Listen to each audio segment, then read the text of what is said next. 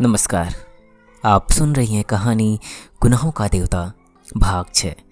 भाग 5 में आपने सुना सुधा के घर गेसु मिलने आई थी और चंदर ने सुधा के लिए टीचर ढूंढ दिया था। अब आगे। एक गमकदे की शाम, मन उदास, तबीयत उचटी सी, सितारों की रोशनी फीकी लग रही थी। मार्च की शुरुआत थी और फिर भी न जाने शाम इतनी गर्म थी, सुधा को ही इतनी बेचैनी लग रही थी। पहले जाकर वह सामने के लॉन में बैठी, लेकिन सामने की मौलसिरी के पेड़ से छोटी छोटी गौरैयों ने मिलकर इतनी जोर से चहचहाना शुरू किया कि उसकी तबीयत घबरा उठी। वह इस वक्त एकांत चाहती थी और सबसे बढ़कर सन्नाटा चाहती थी। हाँ, जहाँ कोई न बोले, कोई बात न करे, सभी खामोशी में डूबी हुए हों। वह उठकर टहलने लगी। जब लगा कि पैरों में ताकत ही नहीं रही तो फिर लेट गई। हरी हरी घास पर मंगलवार की शाम थी और अभी तक पापा नहीं आए थे। आना तो दूर, पापा या चंदर के हाथ एक पुर्जे के लिए तरस गई थी।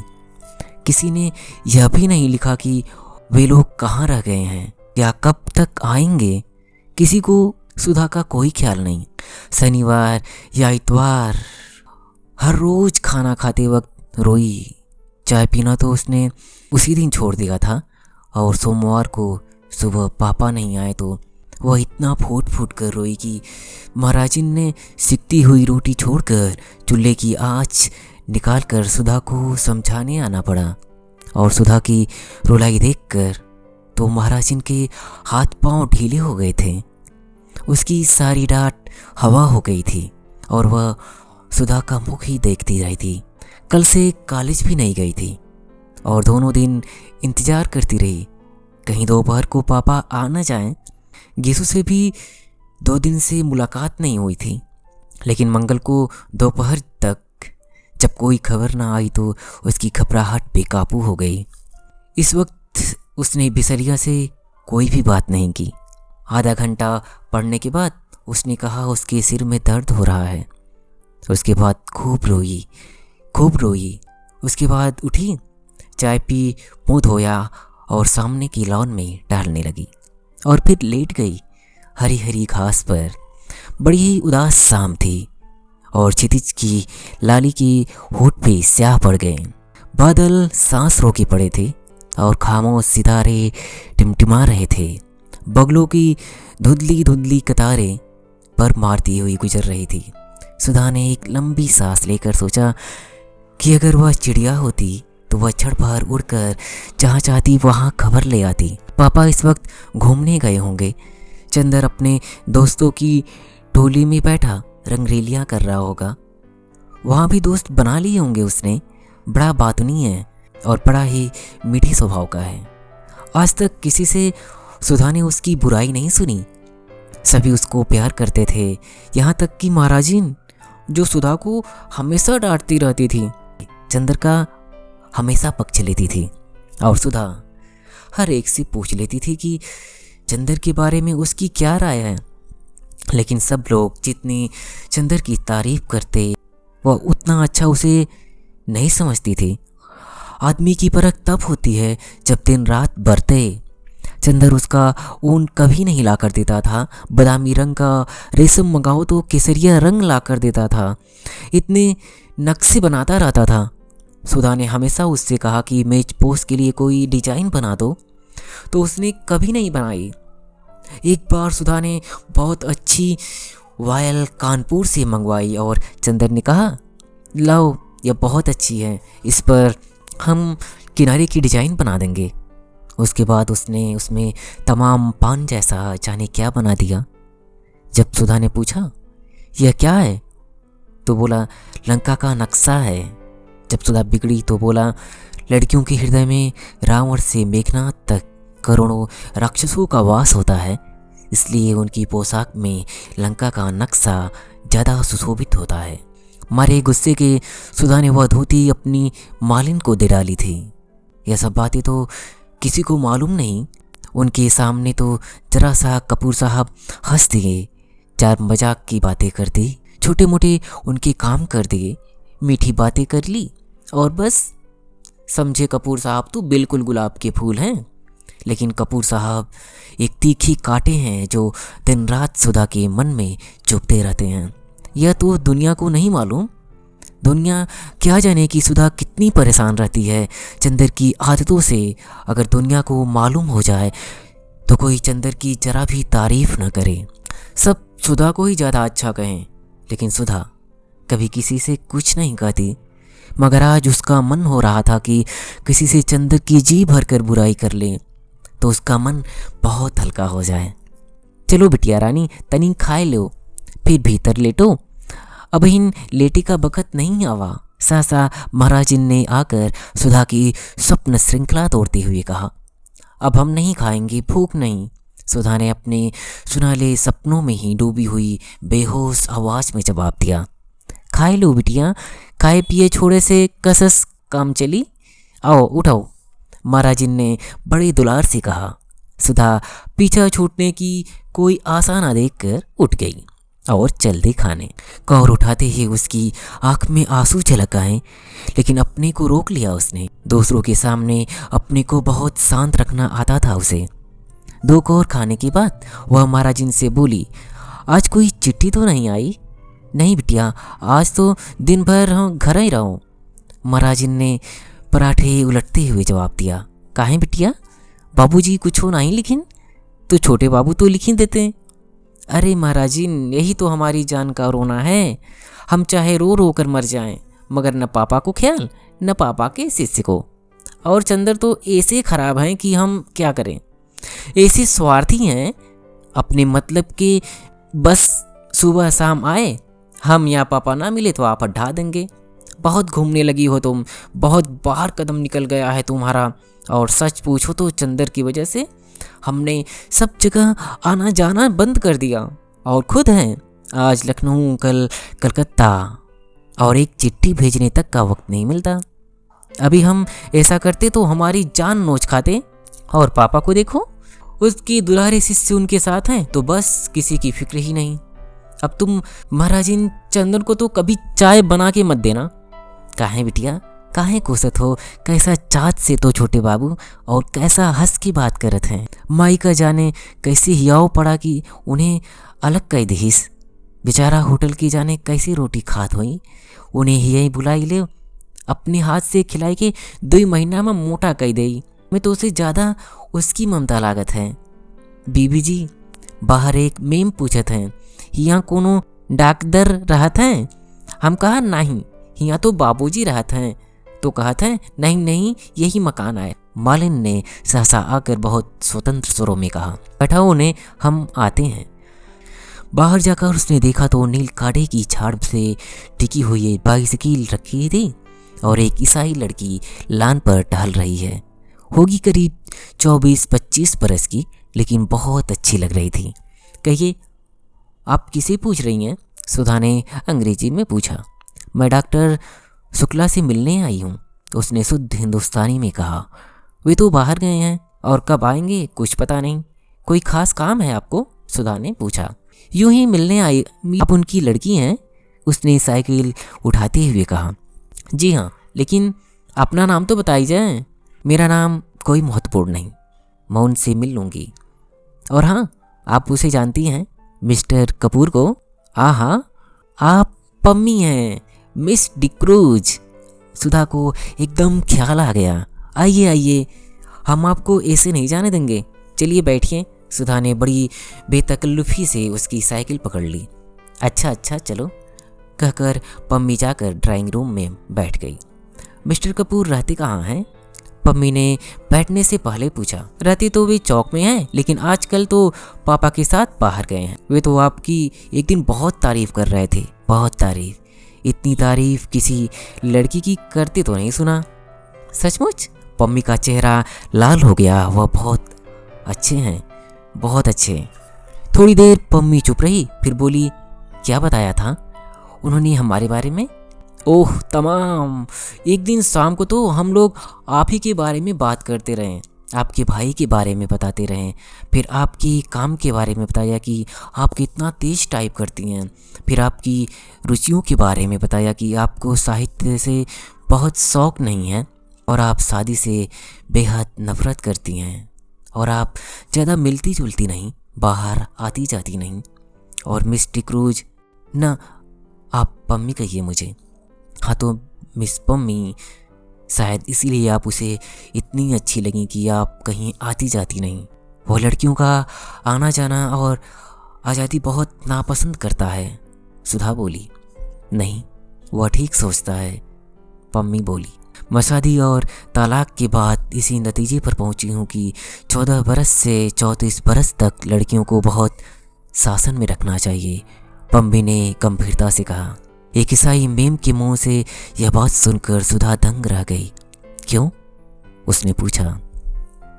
इसलिए कि इस उम्र में लड़कियां बहुत नादान होती हैं और जो कोई भी चार मीठी बातें करता है तो लड़कियां समझती हैं कि इससे ज़्यादा प्यार उन्हें कोई नहीं करता।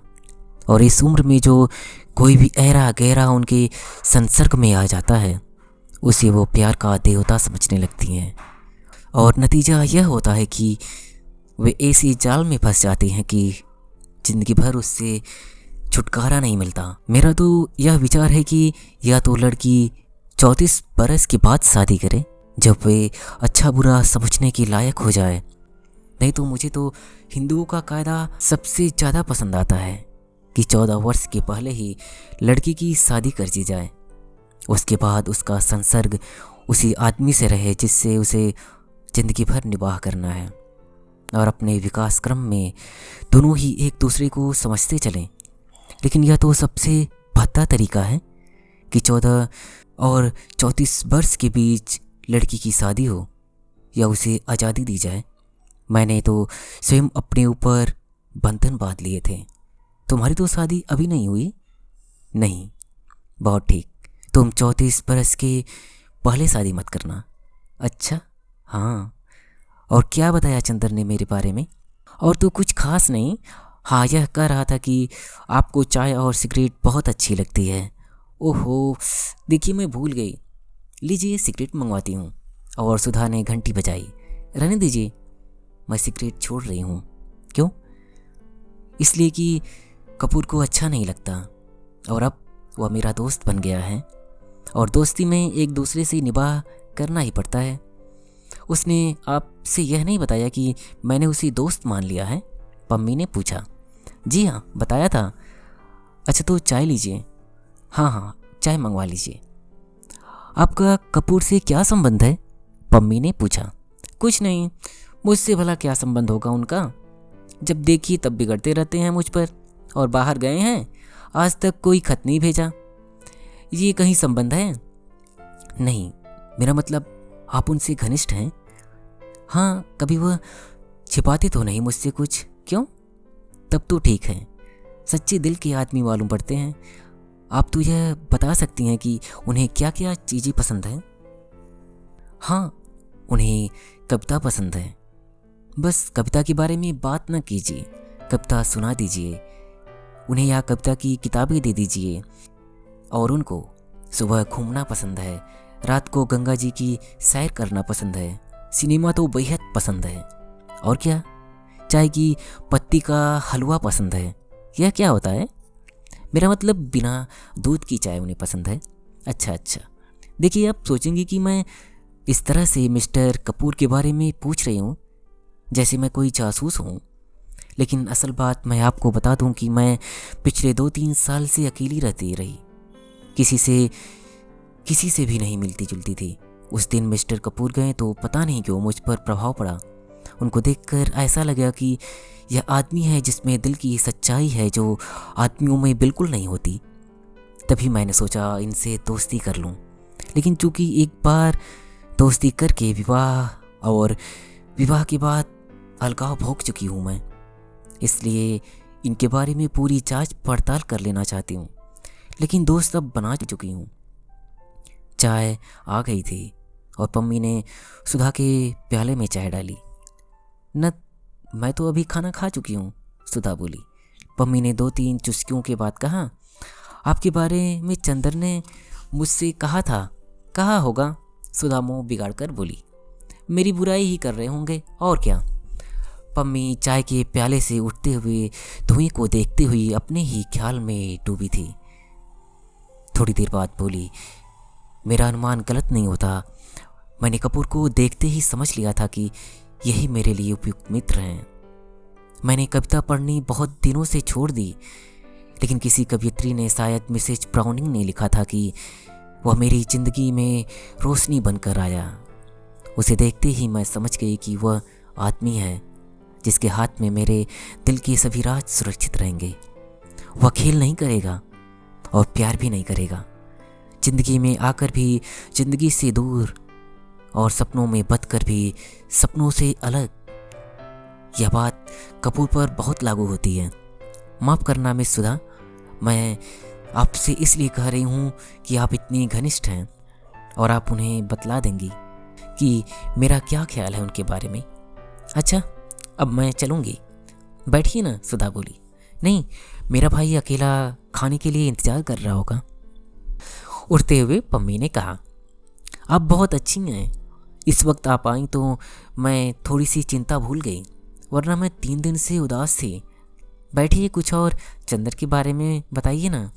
अब नहीं, वो अपने ढंग का अकेला आदमी है। मैं कह सकती हूँ कि ओह, तुम्हारी आंखें बहुत सुंदर हैं, देखो। और छोटे बच्चे की तरह उसके मुंह को हथेलियों से ऊपर उठाकर पम्मी ने कहा, बहुत सुंदर आंखें हैं। माफ़ करना, मैं कपूर से भी इतनी ही बेतकल्लुफ़ हूँ। सुधा छेप गई। उसने आंखें नीचे कर ली। पम्मी ने अपनी साइकिल उठाते हुए कहा, कपूर के साथ आइएगा।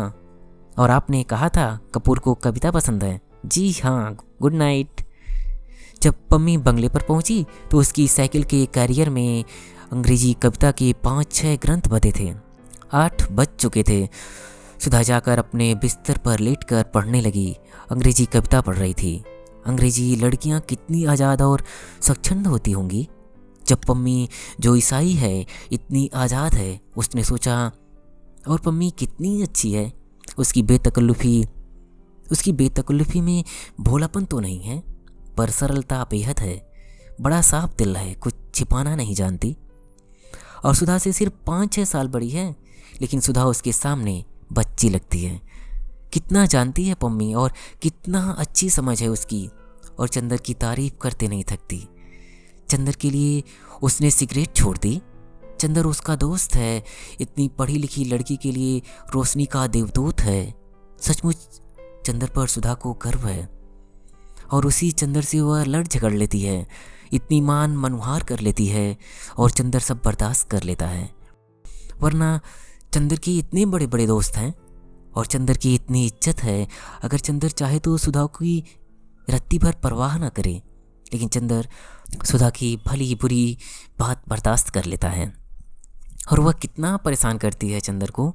कभी अगर सचमुच चंदर बहुत नाराज़ हो गया और सचमुच हमेशा के लिए बोलना छोड़ दे तो वह क्या होगा? या चंदर यहाँ से कहीं चला जाएगा तब क्या होगा? खैर, चंदर जाएगा तो नहीं इलाहाबाद को छोड़कर, लेकिन अगर वह खुद कहीं चली गई तो तब क्या होगा? वह कहाँ जाएगी? अरे, पापा को मनाना तो बाएं हाथ का खेल है, और ऐसा प्यार वह करेगी नहीं कि शादी करनी पड़े। लेकिन यह सब तो ठीक है, पर चंदर ने चिट्ठी क्यों नहीं भेजी?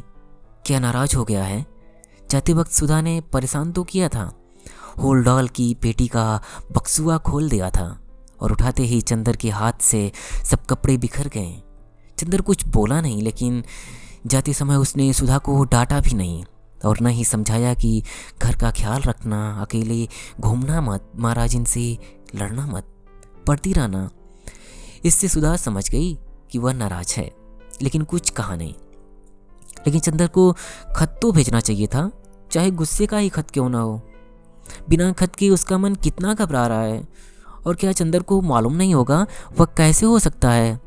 जब इतनी दूर बैठे सुधा को मालूम हो गया कि चंदर नाखुश है, तो क्या चंदर को नहीं मालूम होगा कि सुधा का मन उदास हो गया है? जरूर मालूम होगा। सोचते सोचते उसे जाने कब नींद आ गई, और नींद में उसे पापा या चंदर की चिट्ठी मिली या नहीं, यह तो नहीं मालूम, लेकिन इतना जरूर है कि जैसे वह सारी सृष्टि एक बिंदु से बनी और एक बिंदु में समा गई, उसी तरह सुधा की यह भादों की घटाओं जैसी फैली हुई बेचैनी और गीली उदासी एक चंद्र के ध्यान से उठी और उसी में समा गई। बस अब आगे नेक्स्ट पार्ट में।